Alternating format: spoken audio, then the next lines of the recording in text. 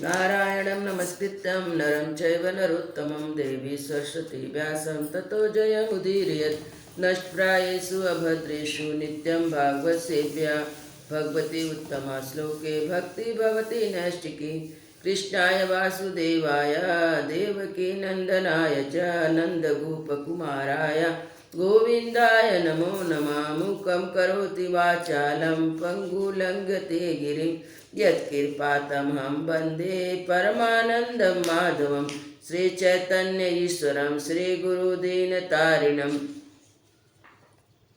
श्रीमद्भागवत पुराण स्कंद 8 अध्याय 24 माँ भगवान के मत्स्य अवतार की कथा। राजा परीक्षित ने पूछा, भगवान के कर्म बड़े अद्भुत हैं। उन्होंने एक बार अपनी योग माया से मत्स्यावतार धारणा करके बड़ी सुंदर लीला की थी। मैं उनके उस आदि अवतार की कथा सुनना चाहता हूँ। भगवान मत्स्य योनि एक तो यूँ ही लोक निंदित है, दूसरे तमोगुणी और असह परतंत्रता से युक्त भी है। सर्वशक्तिमान होने पर भी भगवान ने कर्म बंधन में बंधे हुए जीव की तरह यह मत्स्य का रूप क्यों धारण किया। भगवान महात्माओं के कीर्तनीय भगवान का चरित्र समस्त प्राणियों को सुख देने वाला है। आप कृपा करके उनकी यह सब लीला हमारे सामने पूर्ण रूप से वर्णन कीजिए। सूत जी कहते हैं, शौनक आदि ऋषियों, जब राजा परीक्षित ने भगवान श्री सुखदेव जी से यह प्रश्न किया, तब उन्होंने विष्णु भगवान का वह चरित्र जो उसने मत्स्यावतार धारण करके किया था वर्णन किया। श्री सुखदेव जी कहते हैं, परीक्षित सुनो, यूँ तो भगवान सबके एकमात्र प्रभु हैं, फिर भी वे गौ ब्राह्मण देवता साधु वेद धर्म और अर्थ की रक्षा के लिए शरीर धारण करते हैं। सर्वशक्तिमान प्रभु वायु की तरह नीचे ऊंचे छोटे बड़े सभी प्राणियों में अंतर्यामी रूप से लीला करते रहते हैं, परंतु उन प्राणियों के बुद्धिगण गुणों से छोटे बड़े या ऊंचे नीचे नहीं हो जाते, क्योंकि वास्तव में समस्त प्राकृतिक गुणों से रहित निर्गुण है। सुखदेव जी ने कहा, परीक्षित, पिछले कल्प के अंत में ब्रह्मा जी के सो जाने के कारण ब्राह्य नामक नैमितिक प्रलय हुआ था। उस समय भूरलोक आदि सारे लोग समुद्र में डूब गए थे। प्रलय काल आ जाने के कारण ब्रह्मा जी को नींद आ रही थी, तो ये सोना चाहते थे। उसी समय वेद उनके मुंह से निकल पड़े और उनके पास ही रहने वाले हैग्री नामक एक बलि दैत्य ने उन्हें योग बल से चुरा लिया। सर्वशक्तिमान भगवान श्री हरि ने दानवराज हैग्री की यह चेष्टा जान ली, इसलिए उन्होंने मत्स्यावतार धारण किया। सुखदेव मुनि ने कहा, राजा परीक्षित, उस समय सत्यव्रत नामक एक बड़े उदार भगवत प्राण राजर्षि केवल जल पीकर तपस्या कर रहे थे। वही सत्यव्रत वर्तमान महाकाल में विश्वासवान सूर्य के पुत्र श्रद्धा देव के नाम से विख्यात हुए। उन्होंने भगवान ने वैश्वत मनु बना दिया। एक दिन वे राजर्षि कृतमाला नदी में जल से तर्पण कर रहे थे। उसी समय उनके अंजलि के हाथ जल में एक छोटी सी मछली आ गई। परीक्षित, द्रविड़ देश के राजा सत्यव्रत ने अपनी अंजलि में आई हुई मछली को जल के साथ ही फिर से नदी में डाल दिया। उस मछली ने बड़ी करुणा के साथ परम दयालु राजा सत्यव्रत से कहा, राजा, आप बड़े दीन दयालु हैं। आप जानते हैं कि जल में रहने वाले जंतु अपनी जाति वालों को भी खा डालते हैं। मैं उनके भय से अत्यंत व्याकुल हो रही हूँ। आप मुझे फिर इस नदी के जल में क्यों छोड़ रहे हैं। राजा सत्यव्रत को इस बात का पता नहीं था कि स्वयं भगवान मुझ पर प्रसन्न होकर कृपा करने के लिए मछली के रूप में पधारे हैं। इसलिए उन्होंने उस मछली की रक्षा का भी मन संकल्प किया। राजा सत्यव्रत ने उस मछली की अत्यंत दीनता से भरी बात सुनकर बड़ी दया से उसे अपने पात्र के जल में रख लिया और अपने आश्रम में ले आए। आश्रम लाने के बाद और रात में ही वह मछली उस कमंडल में इतनी बढ़ गई कि उसमें उसके लिए स्थान ही न रहा। उस समय मछली ने राजा से कहा, अब जो इस कमंडल में मैं कष्ट पूर्वक भी नहीं रह सकती, अतः मेरे लिए कोई बड़ा स्थान नियत कर दे जहाँ मैं सुखपूर्व रह सकूं। राजा सत्यव्रत ने मछली को कमंडलू से निकाल कर एक बहुत बड़े पानी के मटके में रख दिया, परंतु वहाँ डालने पर मछली 2 ही घड़ी में 3 हाथ बढ़ गई। फिर उसने राजा सत्यव्रत से कहा, राजन, अब यह मटका भी मेरे लिए पर्याप्त नहीं है। मैं इसमें सुखपूर्वक नहीं रह सकती।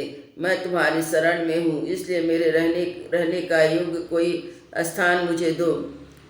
राजा परीक्षित सत्यव्रत ने वहाँ से उस मछली को उठाकर एक सरोवर में डाल दिया, परंतु वह थोड़ी ही देर में इतनी बढ़ गई कि उसने एक महामत्स्य का आकार धारण करके सरोवर के जल को घेर लिया और कहा, राजन, मैं जलचर प्राणी हूँ। इस सरोवर का जल भी मेरे सुखपूर्ण रहने के लिए पर्याप्त नहीं है, इसलिए आप मेरी रक्षा कीजिए, मुझे किसी अगाध सरोवर में रख दीजिए। मत्स्य भगवान के इस प्रकार कहने पर एक एक करके उन्होंने कई अटूट जल वाले सरोवरों में ले गए, परंतु जितना बड़ा सरोवर होता उतने बड़े बन जाते थे। अंत में उन्होंने लीला मत्स्य को समुद्र में छोड़ दिया। समुद्र में डालते हुए मत्स्य भगवान ने सत्यव्रत से कहा, वीर, समुद्र में बड़े बड़े बल्ली मगर आदि रहते, मुझे खा जाएंगे, इसलिए अब मुझे समुद्र के जल में मत छोड़िए। मत्स्य भगवान की मधुर वाणी सुनकर राजा सत्यव्रत मोहमुग्ध हो गए। उन्होंने कहा, मत्स्य का रूप धारण करके मुझे मोहित करने वाले आप कौन हैं? आपने एक ही दिन में 400 कोस के विस्तार का सरोवर घेर लिया। आज तक ऐसी शक्ति रखने वाले जलचर जीव तो ना मैंने कभी देखा ना सुना ही था। अवश्य आप साक्षात सर्वशक्तिमान सर्वंतर्यामी अविनाशी श्री हरि हैं। जीवों पर अनुग्रह करने के लिए आपने जलचर का रूप धारण किया। पुरुषोत्तम, आप जगत की उत्पत्ति स्थिति प्रलय के स्वामी हैं। आपको मैं नमस्कार करता हूँ। प्रभु, आप शरणागत भक्तों के लिए आप ही आत्मा और आश्रय हैं। यद्यपि आपके सभी लीला अवतार प्राणियों के अभ्युदय के लिए होते हैं, तथापि मैं यह जानना चाहता हूँ कि आपने किस उद्देश्य से यह ग्रहण किया। कमल नयन प्रभु, जैसे देह आदि अनात्मक पदार्थ में अपने आप अपनेपन का अभिमान करने के लिए संसारी पुरुषों का आश्रय व्यर्थ होता है, उसी प्रकार आपके चरणों की शरण तो व्यर्थ नहीं हो सकती, क्योंकि आप सबके अहेतुक प्रेमी, परम प्रियतम और आत्मा हैं। आपने इस समय जो रूप धारण करके हमें दर्शन दिया बड़ा ही अद्भुत है। सुखदेव जी कहते हैं, परीक्षित, भगवान अपने अन्य प्रेमी भक्तों पर अत्यंत प्रेम करते हैं। जब जगतपति मत्स्य भगवान ने अपने प्यारे भक्त राजर्षि सत्यव्रत की प्रार्थना सुनी तो उनके प्रिय और हित करने के लिए, साथ ही कल्पांत के प्रलयकालीन समुद्र में विहार करने के लिए उनसे कहा। श्री भगवान ने कहा, सत्यव्रत, आज से 7वें दिन भूलोक आदि तीनों लोग प्रलय के समुद्र में डूब जाएंगे। उस समय जब तीनों लोग प्रलयकालीन की जल राशि में डूबने लगेंगे, तब मेरी प्रेरणा से तुम्हारे पास एक बहुत बड़ी नौका आएगी। उस समय तुम समस्त प्राणियों के सूक्ष्म शरीर को लेकर सप्त ऋषियों के साथ उस नौका पर चढ़ जाना और समस्त धान और छोटे बड़े अन्य प्रकार के बीजों को साथ रख लेना। उस समय सब ओर से एकमात्र ये महासागर लहराता रहेगा, प्रकाश नहीं होगा। केवल ऋषियों की दिव्य ज्योति के सहारे बिना किसी प्रकार की विकलता के तुम उसे पार बड़ी नाव पर चढ़कर चारों ओर विचरण करना। जब प्रचंड आंधी चलने के कारण नाव डगमगाने लगेगी, तब मैं इस रूप में वहाँ आऊँगा। तुम लोग को बाष्पी नाग द्वारा उस नाव को मेरे सिंह में बांध देना।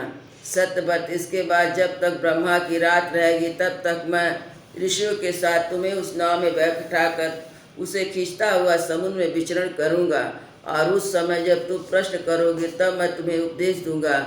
मेरे अनुग्रह से मेरे वास्तविक महिमा और जिसका नाम पर ब्रह्म है तुम्हारे हृदय में प्रकट हो जाएगी। तुम उसे ठीक ठीक जान लोगे। राजा महाभगवान राजा सत्यव्रत को आदेश देकर अंतर्ध्यान हो गए। तब वह राजा सत्यव्रत उसी समय की प्रतीक्षा करने लगा जिसके लिए भगवान ने आज्ञा दी थी। कुशों का अग्रभाग पूर्व की ओर करके राजर्षि सत्यव्रत उन पर पूर्वोत्तर मुख से बैठ गए। मत्स्य रूपी भगवान के चरणों का चिंतन करने लगे। इतने ही भगवान का बनाया हुआ समय आ पहुँचा। राजा ने देखा कि समुद्र अपनी मर्यादा छोड़कर बढ़ रहा है। प्रलय काल के भयंकर मेघ वर्षा करने लगे। देखते ही देखते सारी पृथ्वी डूब गई। तब राजा ने भगवान की आज्ञा का स्मरण किया और देखा कि नाव भी आ गई। तब वह धान और अन्य बीजों को लेकर सप्त ऋषियों के साथ उस पर सवार हो गए। सप्त ऋषियों ने बड़े प्रेम से राजा सत्यव्रत से कहा, राजन, तुम भगवान का ध्यान करो, वे ही हमें इस संकट से बचाएंगे, हमारा कल्याण करेंगे। उनकी आज्ञा से राजा ने भगवान का ध्यान किया। उसी समय उस महान समुद्र में मत्स्य के रूप में भगवान प्रकट हुए। मत्स्य भगवान का शरीर सोने के समान दीप्तिमान था। शरीर का विस्तार 4 लाख कोस था। उसके शरीर में एक बड़ा भारी सिंह भी था। भगवान ने पहले जैसी आज्ञा दी थी उसके अनुसार नौका बाष्पी नाग के द्वारा भगवान के सिंह में बांध दी गई थी। राजा सत्यव्रत ने प्रसन्न होकर भगवान की स्तुति की। राजा सत्यव्रत ने कहा, प्रभु, संसार के जीवों का आत्मज्ञान अनादि अविद्या से ढक गया है। इसी के कारण संसार के अनेक क्लेशों से भार से पीड़ित हो रहे हैं। जब अनायास ही आपके अनुग्रह से वे आपकी शरण में पहुंच जाते हैं तब आपको प्राप्त कर लेते हैं। इसलिए हमें बंधन से छुड़ाकर वास्तविक मुक्ति देने वाले परम गुरु आप ही हैं। यह जीव अविनाशी अपने ही कर्मों से बधा हुआ है। सुख की इच्छा से दुखप्रद कर्मों का अनुष्ठान करता है। जिनकी सेवा से यह अज्ञान नष्ट हो जाता है, वह मेरे परम गुरु आप मेरे हृदय की गांठ काट दे। जैसे अग्नि में तपाने से सोना चांदी के मल को दूर हो जाते हैं, उनका सच्चा स्वरूप निखर आता है, वैसे ही आपकी सेवा से जीव अपने अंतकरण का ज्ञान रूप मल त्याग देता है और अपने वास्तविक स्वरूप को स्थित हो जाता है। आप सर्वशक्तिमान अविनाशी प्रभु ही हमारे गुरुजनों के भी परम गुरु हैं।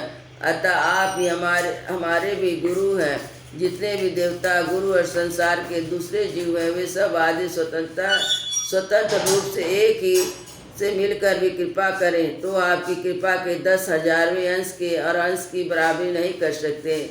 प्रभु, आप ही सर्वशक्तिमान हैं। मैं आपकी शरण ग्रहण करता हूँ।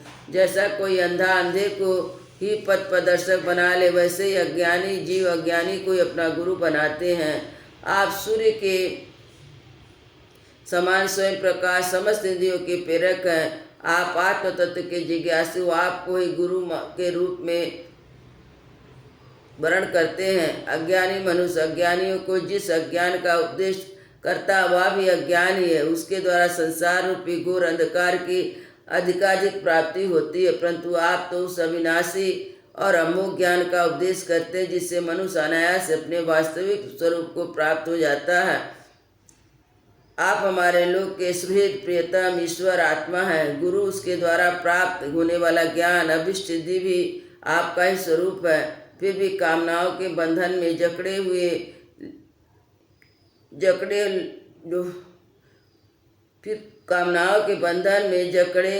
जाकर लोग अंधे हो रहे हैं। उन्हें इस बात का पता नहीं है कि आप उनके हृदय में विराजमान हैं। आप देवताओं के भी आराध्य परम पूज्य परमेश्वर हैं। मैं आपसे ज्ञान प्राप्त करने के लिए आपकी शरण में आया हूँ। भगवान, आप परमार्थ को प्रकाशित करने वाले अपनी वाणी के द्वारा मेरे हृदय की ग्रंथि काट दीजिए, अपने स्वरूप को प्रकाशित कीजिए। श्री सुखदेव जी कहते हैं, परीक्षित, जब राजा सत्यव्रत ने इस प्रकार प्रार्थना की तब मत्स्य रूपधारी पुरुषोत्तम भगवान ने प्रलय के समुद्र में विहार करते हुए उनके आत्म तत्व का उपदेश किया। भगवान राजर्षि सत्यव्रत को अपने स्वरूप के संपूर्ण रहस्य का वर्णन करते हुए ज्ञान, भक्ति, कर्म, योग से परिपूर्ण दिव्य पुराण का उपदेश किया, जिसमें मत्स्य पुराण कहते हैं। सत्यव्रत ने ऋषियों के साथ नाव में बैठे हुए संदेह रहित होकर भगवान द्वारा उपदेश सनातन ब्रह्म स्वरूप आत्म तत्व का श्रवण किया। इसके बाद जब पिछले प्रलय का अंत हो गया तब ब्रह्मा जी की नींद टूटी। तब भगवान ने हयग्रीव असुर को मारकर उससे वेद छीन लिए और ब्रह्मा जी को दे दिए। भगवान की कृपा से राजा सत्यव्रत ज्ञान और विज्ञान से संयुक्त होकर इस कल्प में वैश्वत मनु हुए। अपनी योग माया से मत्स्य रूप धारण करने वाले भगवान विष्णु और राजर्षि सत्यव्रत का यह संवाद श्रेष्ठ आख्यान सुनकर मनुष्य सब प्रकार के पापों से मुक्त हो जाता है। जो मनुष्य भगवान के इस अवतार का प्रतिदिन कीर्तन करता है उसके सारे संकल्प सिद्ध हो जाते हैं और उसे परम गति की प्राप्ति होती है। प्रलयकालीन भगवान जब ब्रह्मा जी सो गए, उनकी सृष्टि शक्ति लुप्त हो चुकी थी। उसी समय उनके मुख से निकली हुई श्रुतियों को चुराकर हयग्रीव दैत्य पाताल में ले गया। भगवान ने उसे मारकर वे श्रुति ब्रह्मा जी को लौटा दी और सप्तऋषियों को ब्रह्म तत्व का उपदेश किया। उस समय जगत के परम कल्याण लीलामस्त भगवान को मैं नमस्कार करता हूँ। वृंदावन बिहारी लाल की जय।